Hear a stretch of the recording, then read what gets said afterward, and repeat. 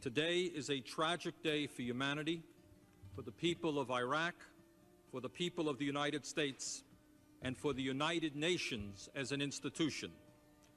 It is also a tragic day for the future of our planet and for the children, 30,000 of whom in the Third World will starve to death today while we spend billions to wage this war, and 25% of whom live in poverty in our own country because we apparently lack the funds to provide them a minimal standard of living.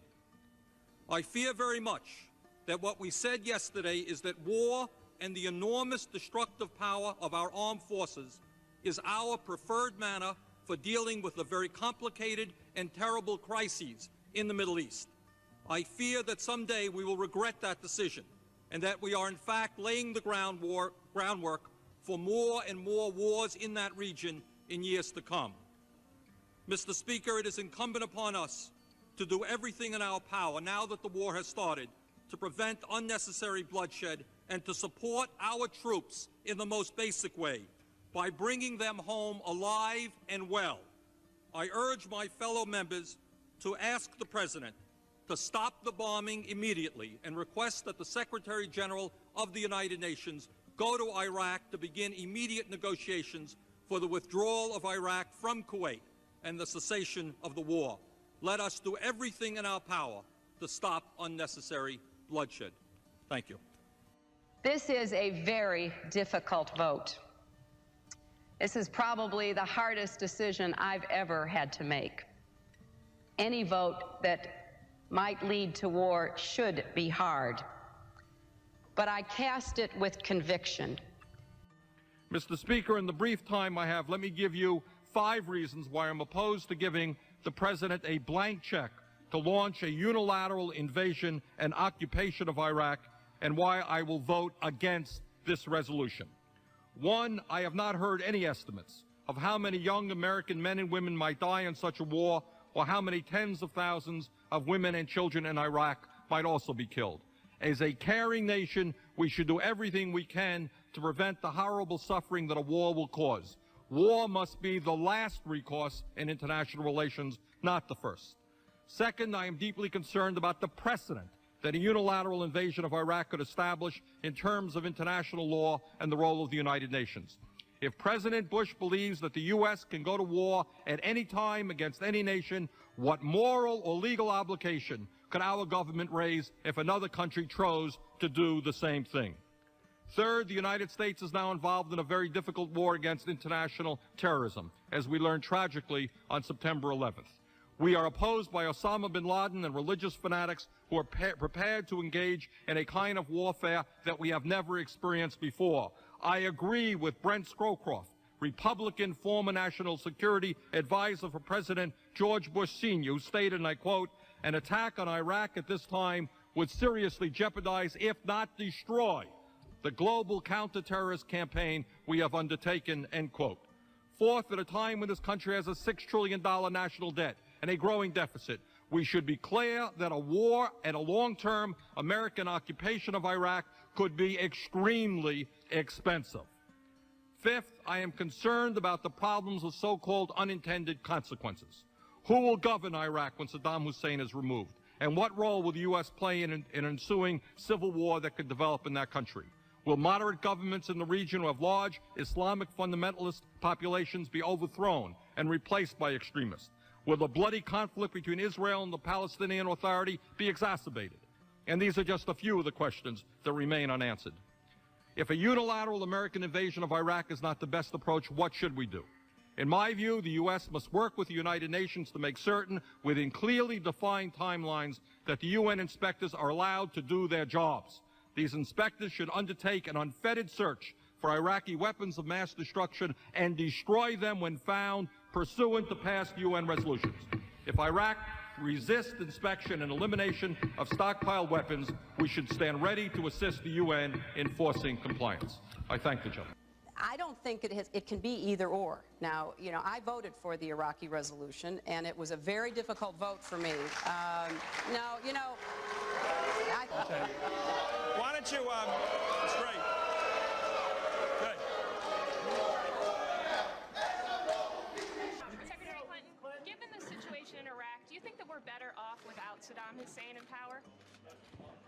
Look, I know that there have been a lot of questions about Iraq posed to candidates over the last weeks. I've made it very clear that I made a mistake, plain and simple. And I have written about it in my book. I've talked about it in the past. And, you know, what we now see is a very different and very dangerous situation. The United States is doing what it can, but ultimately this has to be a struggle that the Iraqi government and the Iraqi people are determined to win for themselves.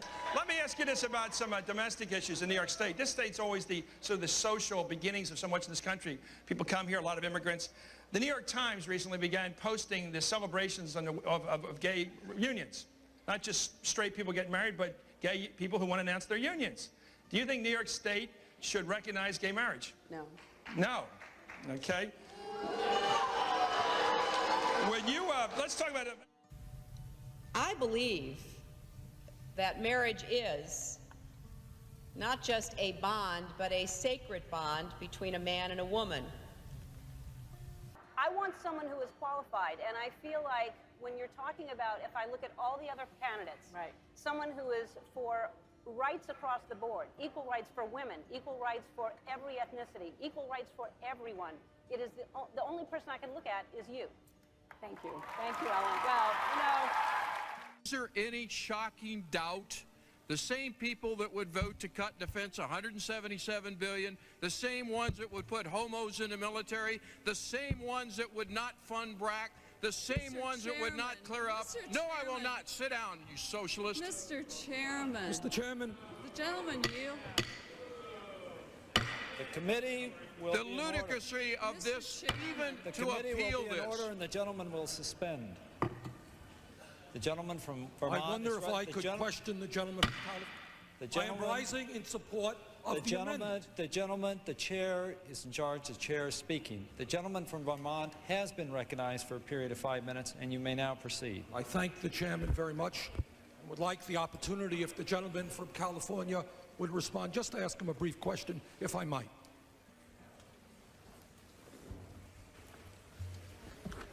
Now, my ears may have been playing a trick on me, but I thought I heard the gentleman a moment ago say something, quote unquote, about homos in the military. Was I right in hearing that expression? Absolutely. Putting homosexuals in the military. You said something about homos in the military. Was the gentleman referring to the many thousands and thousands of gay people who have put their lives on the line in countless wars defending this country? Was that the group of people that the gentleman was referring to? I'm talking about the military. People in the military do not support. That's not what we were talking about. You used the word homos in the military. You have insulted thousands of men and women who have put their lives on the line. I'm talking about you and liberals like you that keep the foreign defense. Gentlemen, reclaiming my time. I go out to high schools all over the state of Vermont. I go to the conservative parts of the state, and I ask the kids, I said, raise your hand. Tell me what you think about gay marriage. And kids kind of shrug their shoulders, and they say, what are you talking about? What is the big deal? Which is exactly what we've always wanted in the first place. What is the big deal? All right? The point is that when millions of people stand up and fight, they win. That's it. And when people do not stand up and fight, we lose. We've got to do several things, and I am, adamantly against illegal immigrants. I made this exception basically on humanitarian grounds because of the individual stories, but certainly we've got to do more at our borders, and people have to stop employing illegal immigrants. Come up to Westchester, go to Suffolk and Nassau counties, stand in the street corners in Brooklyn or the Bronx. You're going to see loads of people waiting to get picked up to go do yard work and construction work and domestic work. I think the people who are here, who are raising families and working hard and contributing to our country, deserve a path to citizenship. I have believed that for many years. I have argued that in many different contexts. I rise this afternoon to say a few words about the immigration reform bill that, as I understand it, we will begin discussing next week. And as the son of an immigrant, somebody who came to this country at the age of 17 without a nickel in his pocket and who was able to send his 2 kids to college, needless to say, I support immigration. Our country is unique in the world. Our country is great because, in fact, we are the sons and daughters of immigrants, and I think we should all be very proud of that. And this is a really serious issue. We have more people in jail today than any other country on earth. You all know that? We have large numbers of lives that have been destroyed because of this war on drugs and because people, were caught smoking marijuana and so forth. I think we have got to end the war on drugs.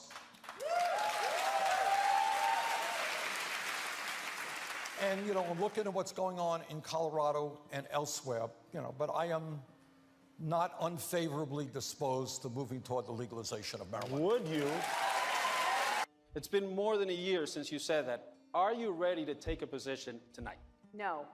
I think that we have the opportunity through the states that are pursuing recreational marijuana to find out a lot more than we know today. I do support the use of medical marijuana, and I think even there we need to do a lot more research so that we know exactly how we're going to help people for whom medical marijuana provides relief. So I think we're just at the beginning, but I agree completely with the idea that we have got to stop imprisoning people who use marijuana.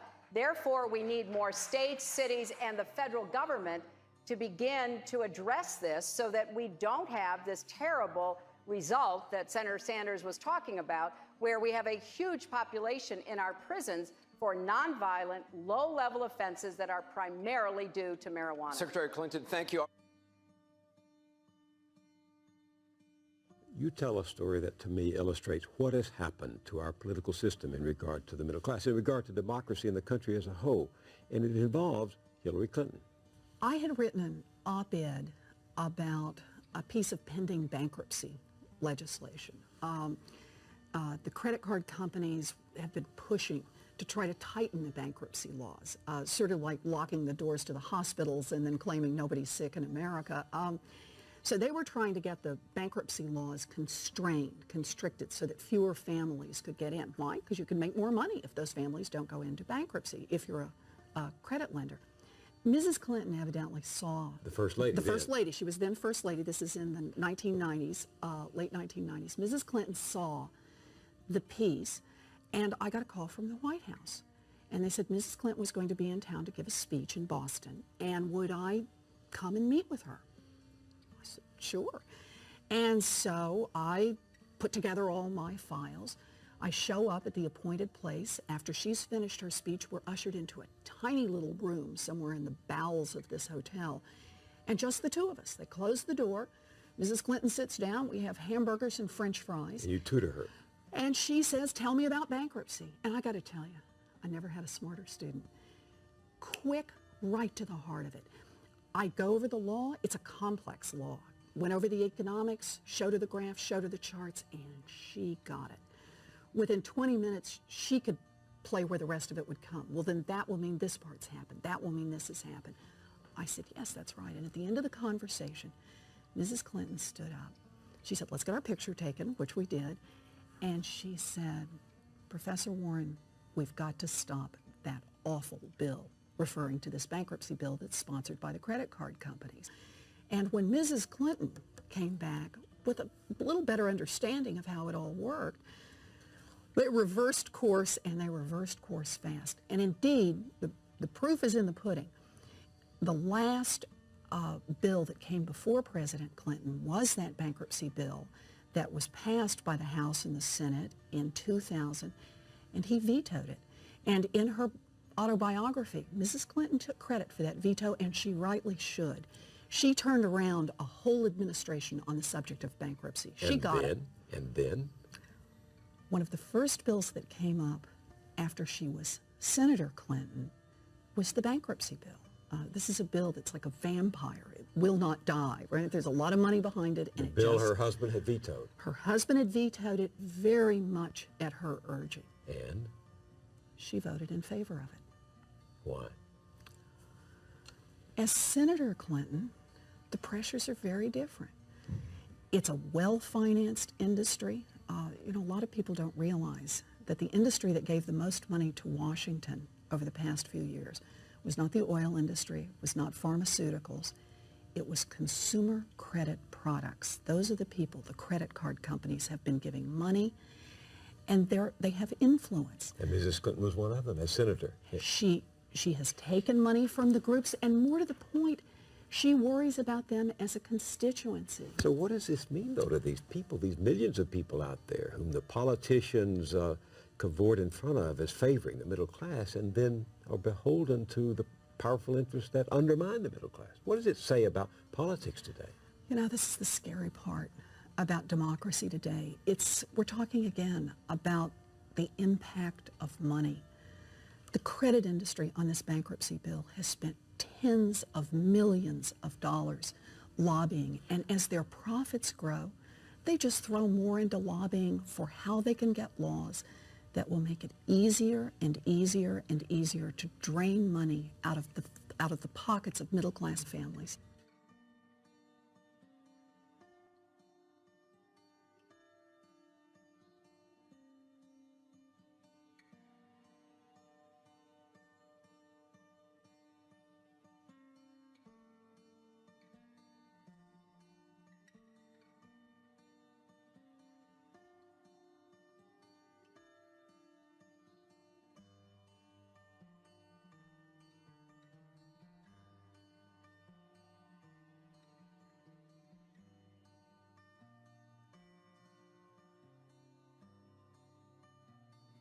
When this country was founded, only white male property owners over age 21 could vote, but people fought to change that, and we became a more inclusive democracy.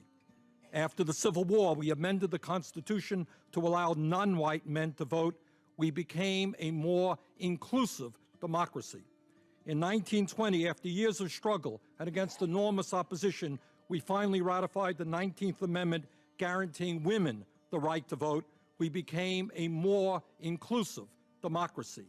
In 1965, under the leadership of Martin Luther King Jr. and other great heroes, the civil rights movement finally succeeded in outlawing racism at the ballot box, and LBJ signed the Voting Rights Act. We became a more inclusive democracy. 1 year after that, the Supreme Court ruled that the poll tax was unconstitutional, that people could not be denied the right to vote because they were low income. We became a more inclusive democracy. In 1971, young people throughout the country were saying, we're being drafted to go to Vietnam and get killed, but we're 18 and we don't have the right to vote. We passed the constitutional amendment. The voting age was lowered to 18. We became a more inclusive democracy. Mr. Chairman, the democratic foundations of our country and this movement toward a more inclusive democracy are now facing the most severe attacks, both economically and politically, that we have seen in the modern history of the United States. Tragically, and I say these words advisedly, we are well on our way to seeing our great country move toward an oligarchic form of government where virtually all economic and political power rests with a handful of very wealthy families. Citizens United is a part of that process, and that is a trend we must reverse. Economically, the United States today has by far the most unequal distribution of wealth and income of any major country on earth, and that inequality is worse today than it was in any time since the late 1920s. One family, the Walton family of Walmart fame, owns more wealth than the bottom 40% of the American people. Bottom 60% own less than 2% of the wealth. Top 1% owns 40% of the wealth. Now, that is what is going on economically in this country. A handful of billionaires own a significant part of the wealth of America and have enormous control over our economy. What the Supreme Court did in Citizens United is say to these same billionaires, you own and control the economy, you own Wall Street, you own the coal companies, you own the oil companies. Now, for a very small percentage of your wealth, we're going to give you the opportunity to own the United States government. That is the essence of what Citizens United is all about, and that is why it must be overturned. Let us be clear. Why should we be surprised that one family worth $50 billion is prepared to spend $400 million in this election to protect their interest. That is a small investment for them and a good investment. But it is not just the Koch brothers. Mr. Chairman, there are at least 23 billionaire families who have contributed a minimum of $250,000 each into the political process up to now during this campaign. And my guess is that number is really much greater because many of these contributions are made in secret. In other words, not content to own our economy, the 1% want to own our government as well. The constitutional amendment that Congressman Ted Deutsch and I have introduced states the following. For-profit corporations are not people and are not entitled to any rights under the Constitution. For-profit corporations are entities of the states and are subject to regulation by the legislatures of the states so long as the regulations do not limit the freedom of the press. For-profit corporations are prohibited from making contributions or expenditures into political campaigns. Congress and the states have the right to regulate and limit all political expenditures and contributions, including those made by a candidate. I am proud to say that the American people are making their voices heard on this issue. You got over close to 2 million signatures right there on a petition. In my state of Vermont, we have seen dozens and dozens of towns go on record as saying they support a constitutional amendment, and we have 6 states having done the same. You have some very good amendments here with Senator Baucus, Senator Udall, and Congresswoman Edwards. I hope we move on this issue because the future of American democracy is at stake. Thank you very much. Thanks, Senator Sanders.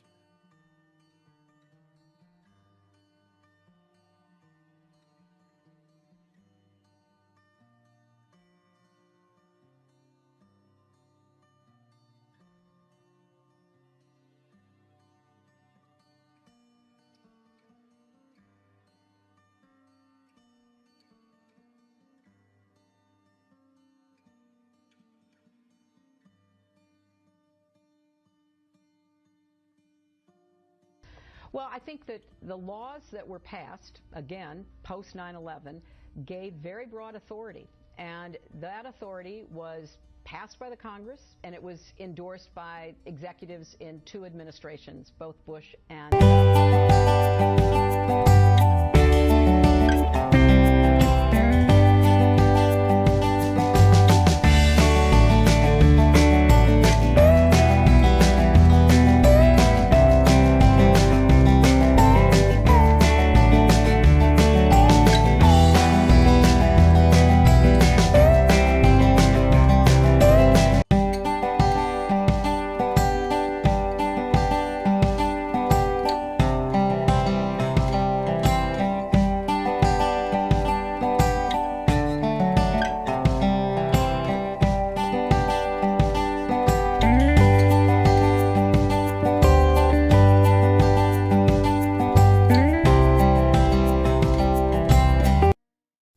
Mayor Bernard Sanders of Burlington, Vermont. How does a socialist like yourself keep winning elections in a country we generally consider that has a 2-party system? Well, I think we win in Burlington. I should point out that in Burlington, I am the mayor, and I've won on 4 occasions, but we have 13 people on our city council, our board of aldermen, and 6 of them are progressive, so it's not just me. We have probably the only strong 3-party city in the United States of America. And I think the reason that we win and continue to win is that increasingly people are frustrated and angry about a 2-party system which is dominated by big money and which does not pay attention to the needs of working people or elderly people or poor people. And I think if you talk common sense to the people and you say the government is supposed to represent the needs of those people who today are not getting a fair shake, you know what? They'll vote for you. And the problem that we have nationally in this country is that the 2-party system dominated by big money is not delivering for ordinary people, which is why people are giving up on the political process, why they're not voting, and why there is a great deal of anger and frustration at the political system as it now exists.